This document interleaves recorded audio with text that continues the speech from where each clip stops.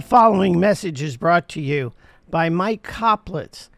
He is an ordained elder in the United Methodist Church and an ordained Messianic rabbi. In the 9th chapter of Luke, starting on the 18th verse and going to the 27th, we have Jesus asking a very interesting question. The question is, who am I? At first, it seems a bit odd that Jesus would have to ask who he was, but he was really looking to find out what people thought of him. A little bit of history is in order here to let you know that hundreds of people have been going in and out of all the Holy Land, saying they were the Messiah for numerous years after the last prophet. The conclusion of the people was that God was about to send his most special prophet, who was the Messiah. There were 5 general ideas about what was going to happen when the Messiah arrived. Jesus did not fulfill any of them. It wasn't until after his death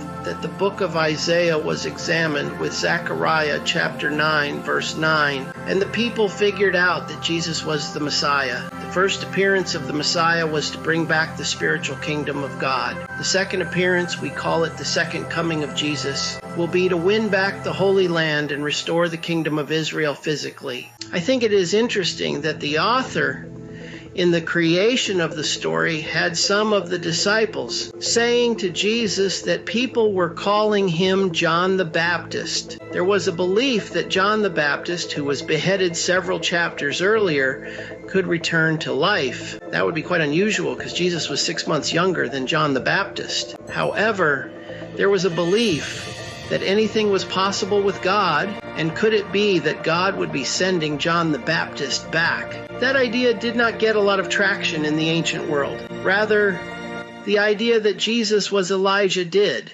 According to tradition, Elijah the prophet was going to return to introduce the Messiah to the world. According to what we called midrash stories of Jesus' time, the prophet Elijah would physically return. There was a belief that when God took Elijah in the fiery chariot up to heaven, he stripped the soul out of the body, and God placed the body in a northern cavern where nobody could find it. It might sound a bit strange to you, but if the belief was that Elijah was going to return, he needed a body.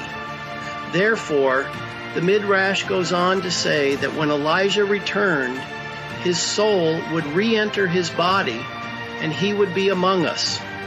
Of course, there was another belief that the spirit of Elijah would come back, meaning that a prophet would be brought up out of the people who acted and sounded just like Elijah.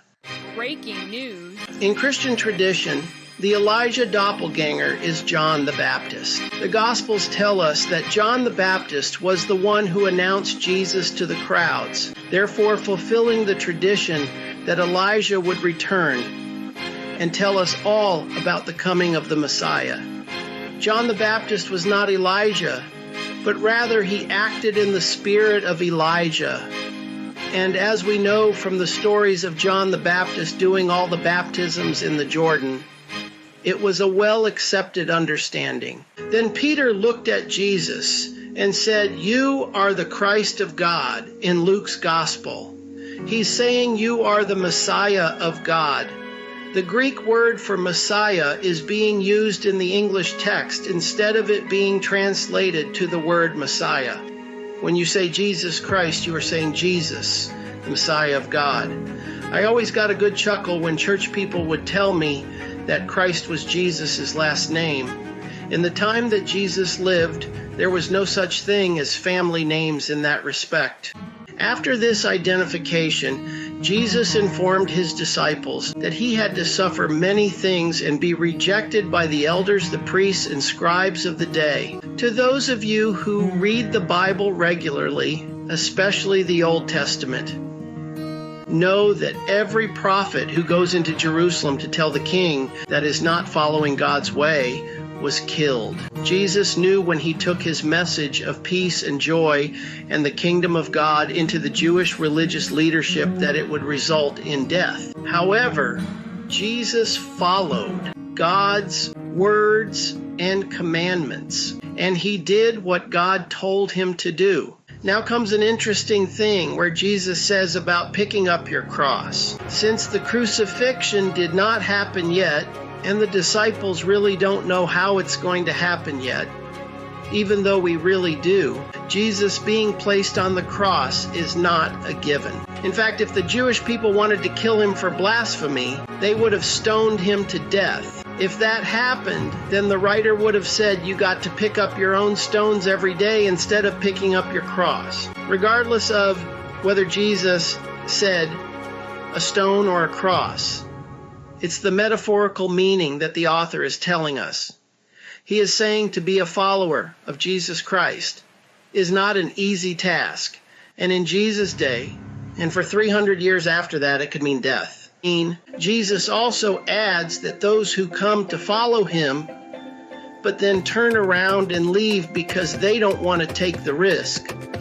Luke says to being ashamed of Jesus caused one to forfeit their life. What is meant is that they lost their salvation. When Jesus said death to Sheol, he was talking about our disconnect with God. If your soul goes to Sheol for eternity, you are cut off from God. Therefore, you don't want that. And it's better to be connected to God, so even if things get tough, it's better to be a follower of Jesus than it is to reject him. One of the last things he says in this passage is that one day he will return. That fits into the idea of the coming of the Messiah twice, as we find in Zechariah chapter 9. How do we deal with that today? If I asked you to tell me who Jesus was to you, could you do it? Before I entered the church to become a believer in Jesus, I asked that question. And you would not believe how difficult it was to get an answer. The easy answer was, oh, Jesus is God. And I would say, so what does that mean? I would also ask, how does that change your life? Every disciple of Jesus Christ must be able to answer the question of who is Jesus to you. If you're going to talk to people who are not believers in Jesus, you must be ready for that question. It was surprising how many times I ran into that situation. I ran 3 classes on evangelism for church folk. That was my first question after, please tell me your name and why you're here. The common response was, Jesus is considered God. Then we spent the introduction to the evangelism class developing what each person thought Jesus meant to them. So, if you cannot answer that question beyond Jesus is God, I humbly say to you that you should spend a few moments trying to figure out how to answer that question. You may even want to write that answer down so that you can message it and have it ready to go. It doesn't have to be something that's pretty and polished and has beautiful wording and beautiful grammar. Rather, it should be something that comes out of your heart. And my guess is you probably never even thought about it because you have never been asked that question. And here I am asking you that question. Who is Jesus to you? Thank you for listening to this message. I hope it blesses you in some way. And as always, shalom.